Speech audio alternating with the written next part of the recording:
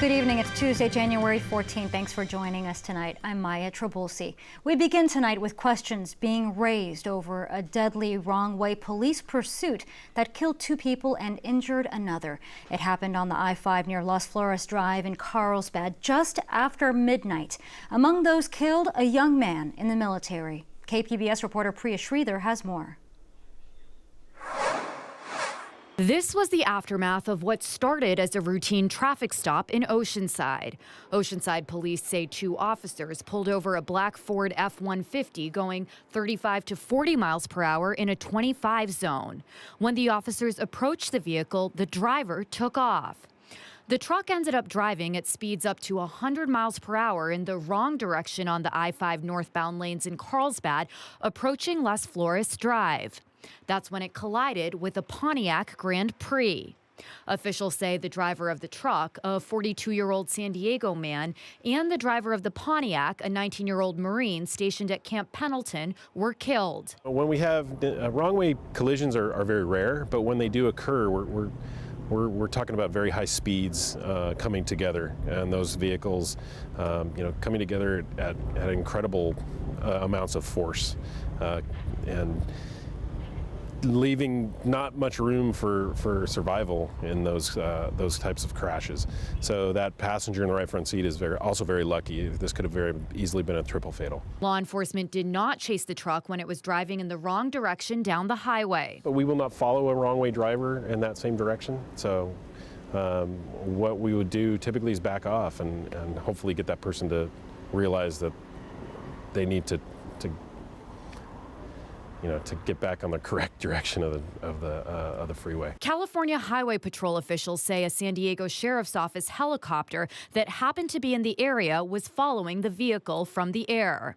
Officials have not identified the victims of the crash. Priya Sridhar, KPBS News. And the passenger in the truck, a 35-year-old San Diego man, was taken to Scripps La Jolla for treatment of broken bones. A disturbing day on a playground near LA. Students and staff at an elementary school were hit by fuel dumped by a plane heading to LAX. It happened around noon at Park Elementary, just south of downtown LA. Cell phone video shows fuel coming out of the Delta Airlines plane. Firefighters were called to the school. 56 kids and 9 adults were treated for skin irritation. No one was taken to the hospital, but one girl says it was a scary experience.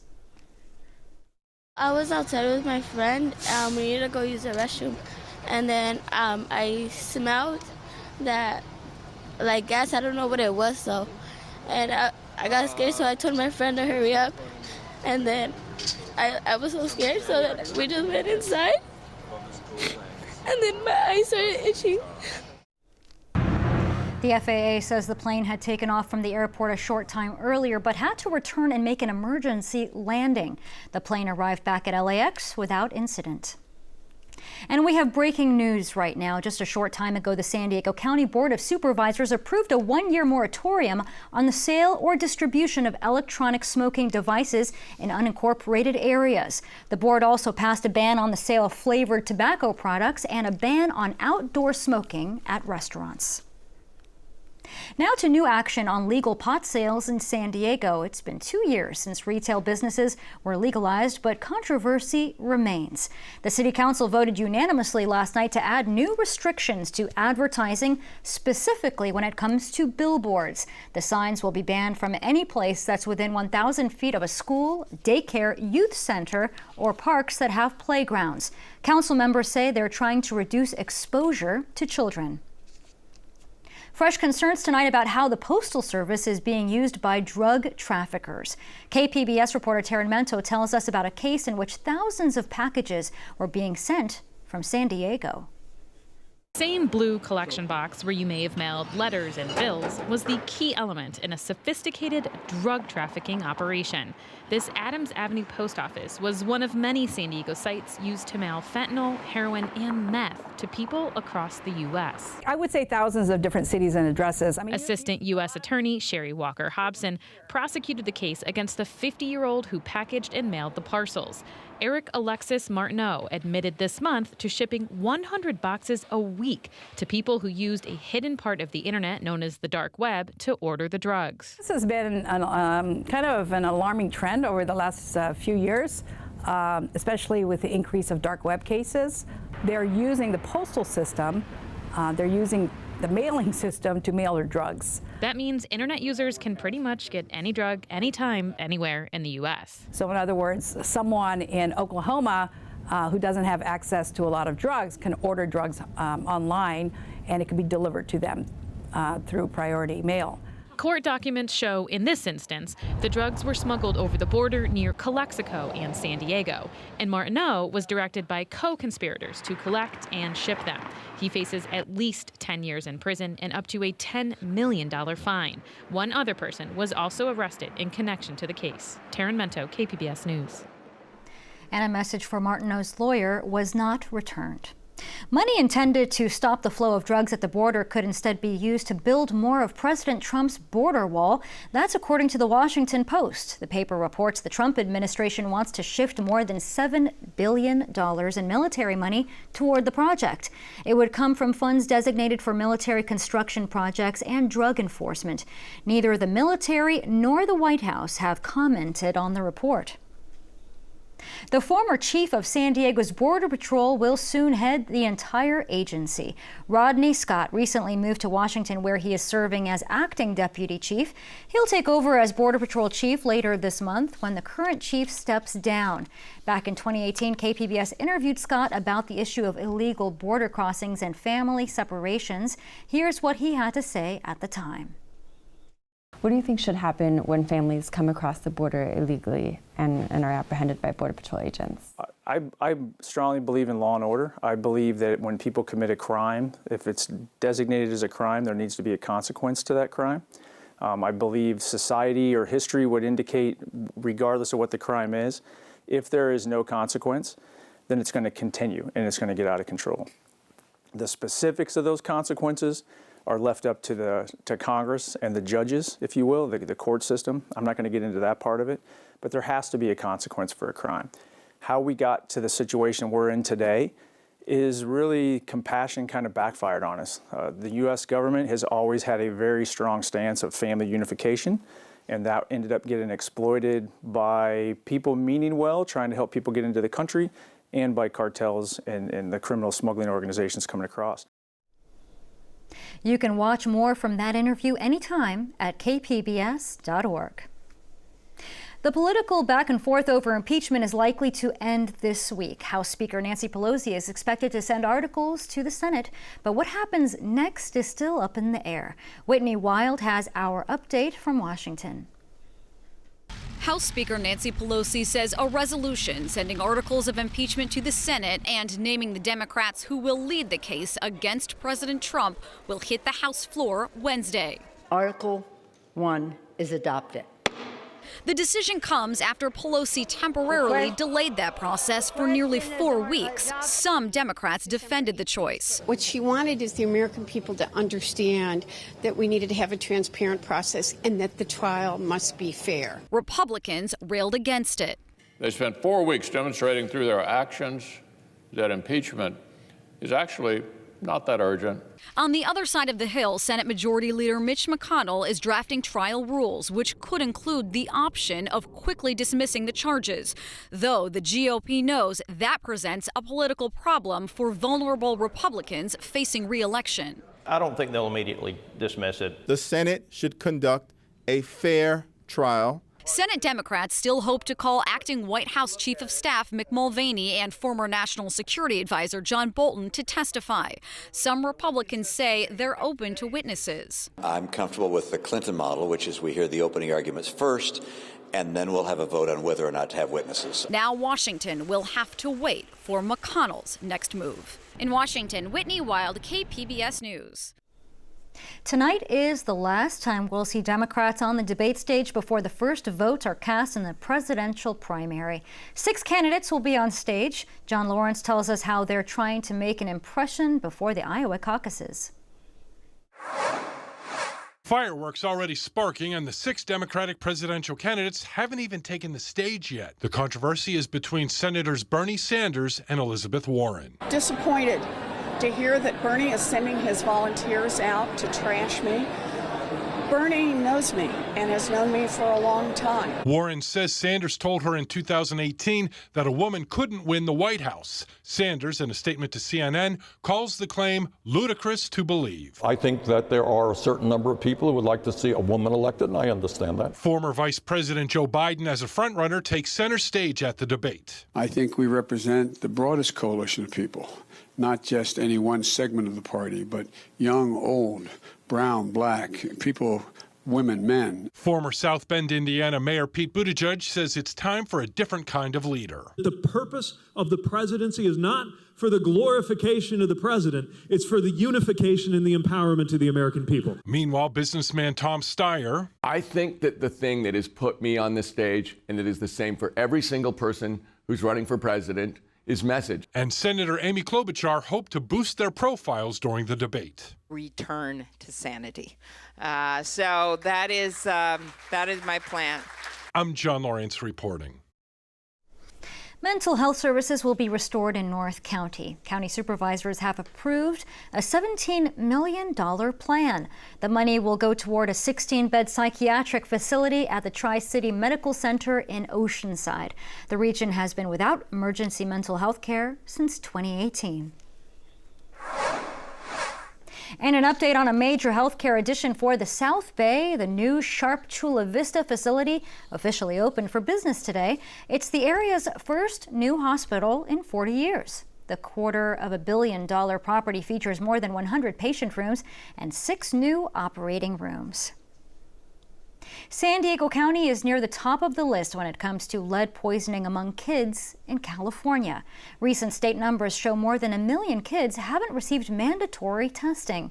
KPBS Speak City Heights reporter Ebony Monet tells us some kids are at an elevated risk. This is a water crock, and these are typically used like in Mexico. Carrie Hopkins shows household items containing dangerous levels of lead. These items here are surma. This is used in the Middle East as it's a religious powder, and it can be found to be as high as like 80% lead. Hopkins is a public health nurse and the coordinator of San Diego County's Childhood Lead Poisoning Prevention Program, which educates doctors about lead testing regulations, including the required screening of children in programs such as Medi-Cal at 1 and 2 years of age.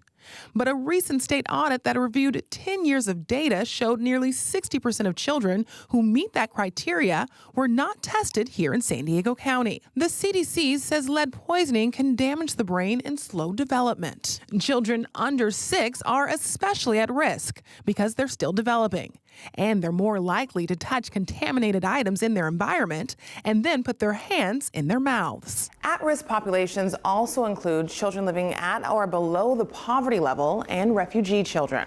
The state report also reviewed the number of children who tested positive for lead in San Diego County, which was second only to Los Angeles County in the state.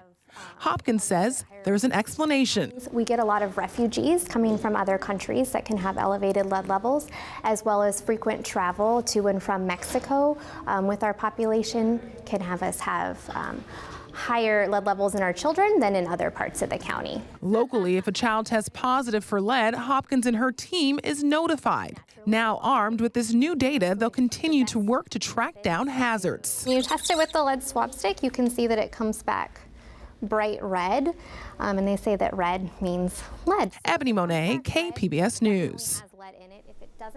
This week marks 10 years since the earthquake in Haiti that forced so many to leave their country. Some of them ended up in Tijuana. Coming up in about 5 minutes, we'll look at how Haitians have built their own community in Mexico and how some are still hoping to make it to the U.S. Money from San Diego is on its way to help those affected by the wildfires in Australia.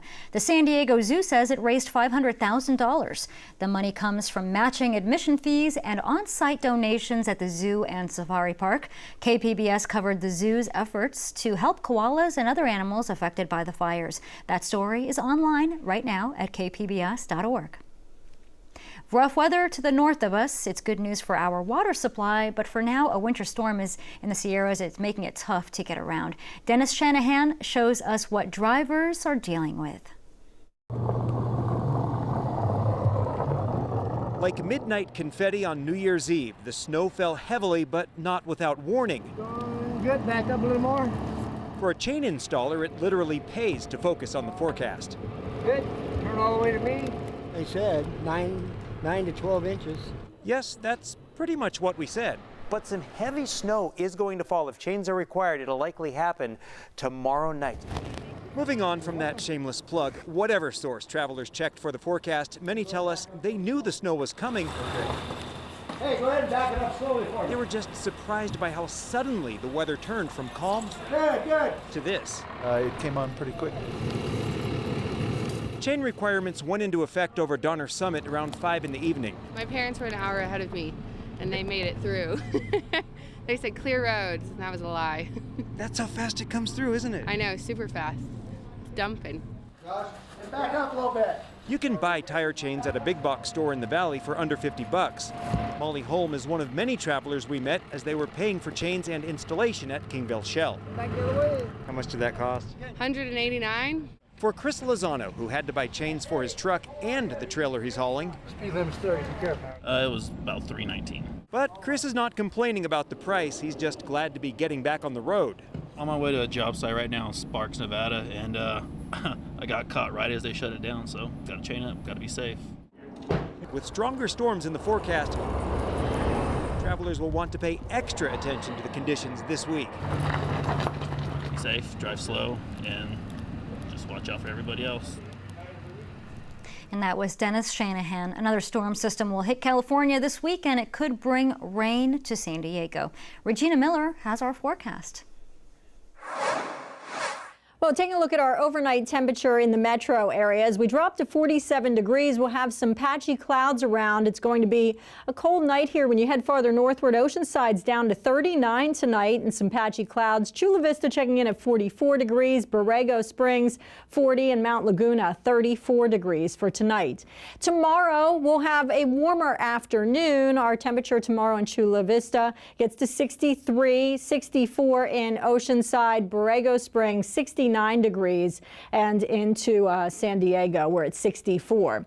Looking ahead in the forecast for Wednesday afternoon into Thursday, a storm system comes into the west. Now, by Thursday late or Thursday night, we may see a couple of showers work their way down into San Diego County, and we may see as much as a tenth up to a quarter of an inch with any showers that we get. Then for next week, actually for the weekend and into early next week, we are going to see things becoming a little bit milder, so a bit of a warm up heading into the weekend. So along the coast, we'll have patchy fog giving way to sunshine, warmer tomorrow afternoon, and then for Thursday, becoming cloudy. By Thursday night, we could see a couple of showers around. It'll be cool. Friday then, mostly sunny by afternoon, 63 degrees, and warming up a bit, especially by the late weekend.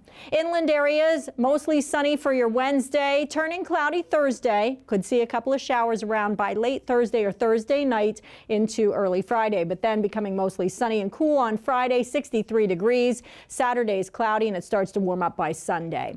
And the desert locations becoming cloudy on Thursday as well. A couple of those showers could be around the area.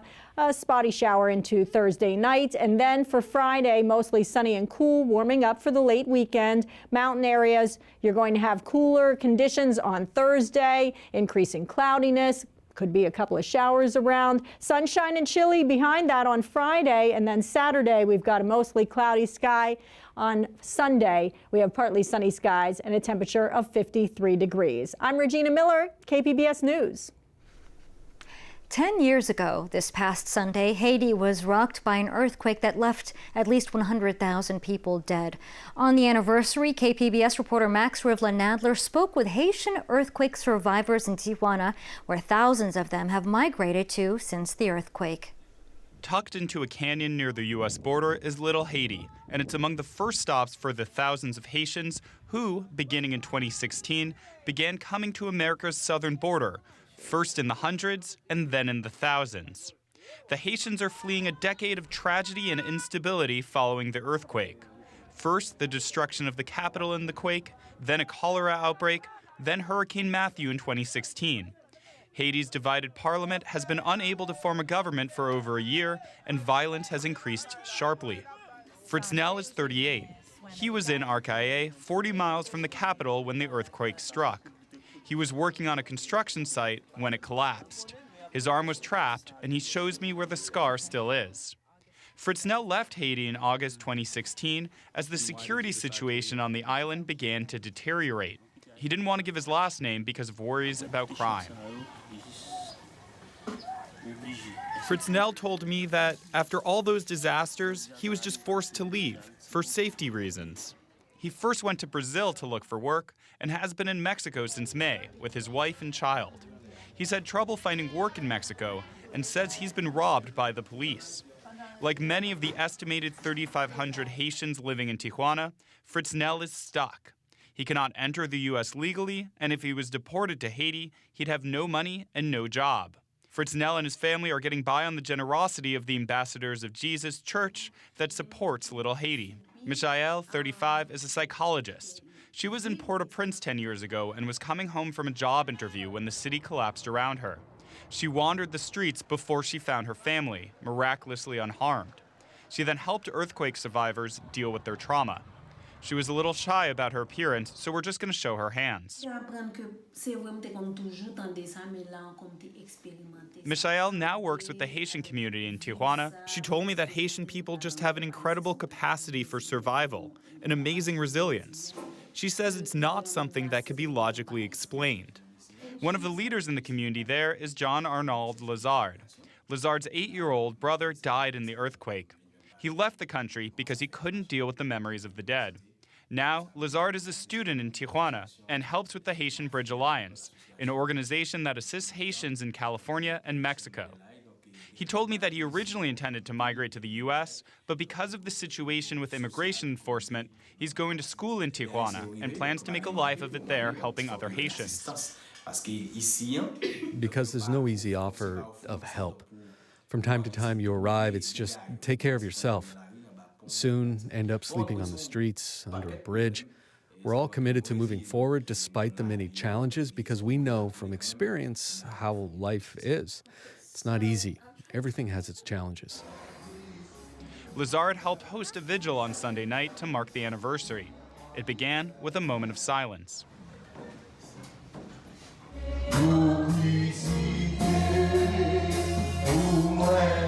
Soon, Haitians began to pack the small church they use in the evenings, which is run by the group Ministerio Llamada Final, to sing and pray.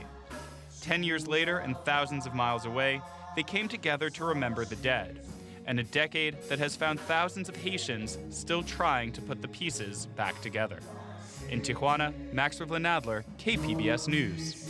I'm Judy Woodruff. Tonight on the NewsHour, a trial in the making. The U.S. House prepares to send articles of impeachment to the Senate. Coming up at 7 after Evening Edition on KPBS. The Board of Supervisors voted unanimously to continue refugee resettlement in San Diego County. The action was required by an executive order by President Trump. Also today, Greg Cox was chosen as the board's new chair to replace Diane Jacob. And for the first time, America has a chief of the Space Force. So help me God. Congratulations. That's Vice President Mike Pence swearing in General John Raymond. Raymond's official title is Chief of Space Operations. The Space Force was formally established last month when Congress passed the latest military budget. It's now its own branch that sits within the U.S. Air Force.